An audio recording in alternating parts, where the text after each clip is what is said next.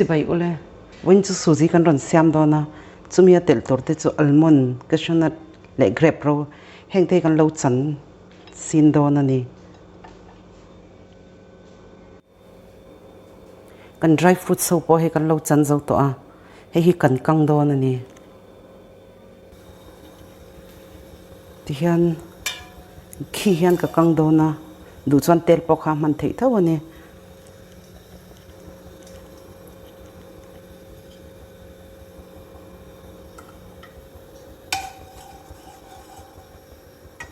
sat lu tuk kha atul lawa Ghee kha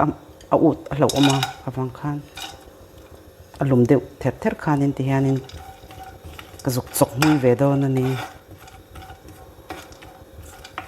dry fruit so hi tel lo po khan a tui em thawa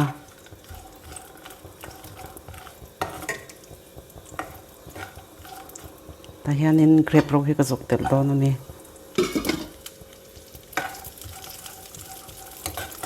ti hian ka han kang hmui ve deuh tlekanga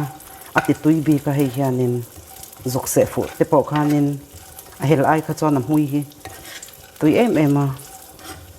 ti hian hei lo hmui tha to a kan ofanga hei kan lo phot chak don ani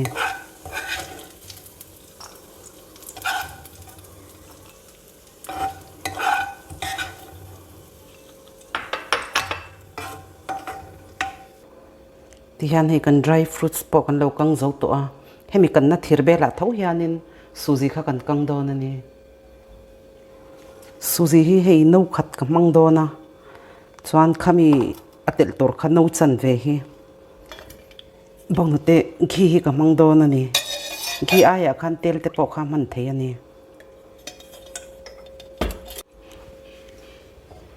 ni potle ma lo sa ve deuh to a Sooji hi kan thak don an no khat soitong khanin Ghee aya khanin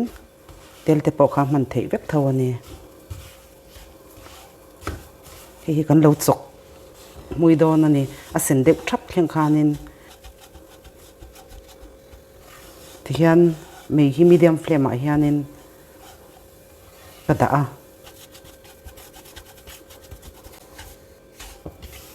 nan Sooji kan po hei arong alo moi to lo to rim te tui to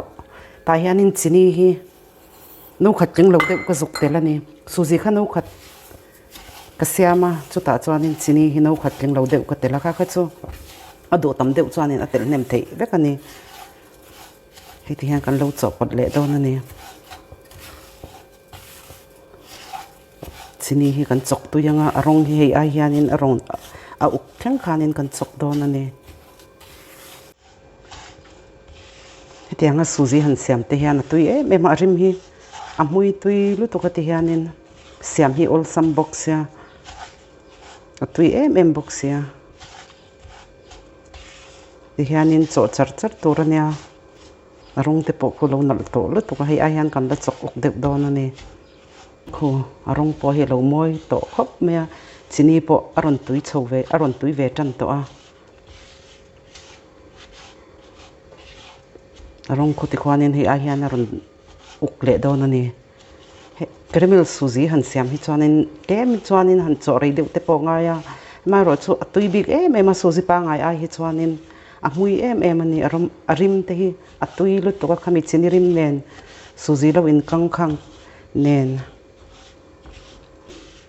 food color po kan tel don lo ani alo uk nal to lu to ka ta khwanin tui kan lei to don ani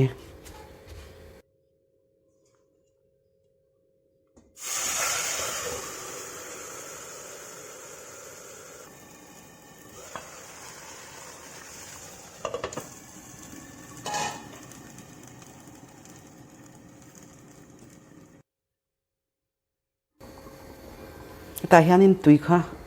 no thum ka le ani Sooji no khat ka manga chini no khat Sooji no khat khan tui kha no thum ka le don ani hei ti hian tlem a khong dewa hi chu caramel Sooji kan ti to ang khanin ti hian tui nen hianin aron nem vek don ani aron dik chho vek mai don ani ko tu hi kan mamo bela ni chuan kan lei bel le ang ti hianin mei hi asa nga ka da kan chuang deuh hri dawn ani ti hian lo so tha to khop me arong te kho khomoi to lo to ka khu te khwanin a uk sen kan te dawn mi ta hianin dry fruits kan kha kan tel ta ti hian hi kan lo chin le dawn ani a per du lu to ka chin lo chuanin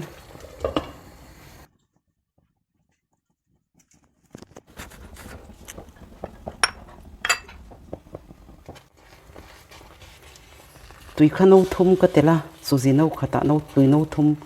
tel bel angai to dawn lo ni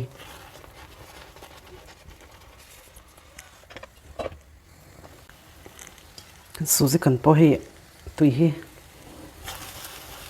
alo kang ve tep to hi tem duain ala nem de wa hi kan la chuang hri phat dawn ani hian kan chuang khal le siang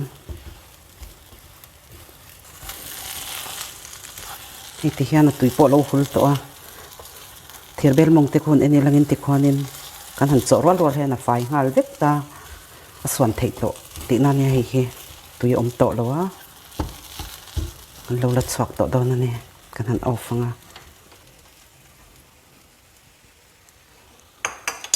hian kheng dara hian kan la chhuak pap mai dawn ani a bet te khop khat ma om lawa chuan hi kan lo sip dawn ani ti hian kheng ko ma da kher kha tul lawa ama hianin ti hian a khal tha to in sip vek theya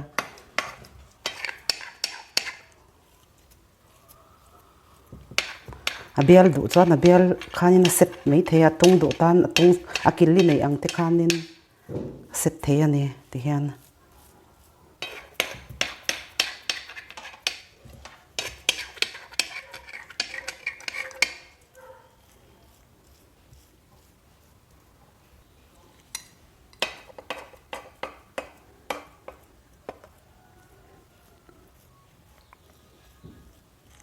heta hianin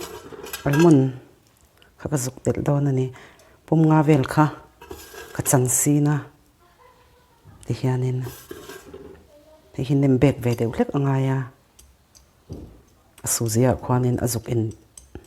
alu that na tor khanin ti hian kan Sooji siam po hi darkar khat ein set nan kan lo da dawn ani fridge a khan da kher angai lo ani ti hianin pona hian kan da to panga darkar khata chon lo in set fel vek dawn ani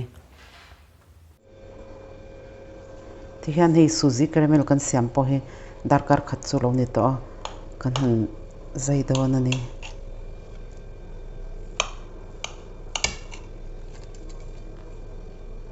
hei ti hian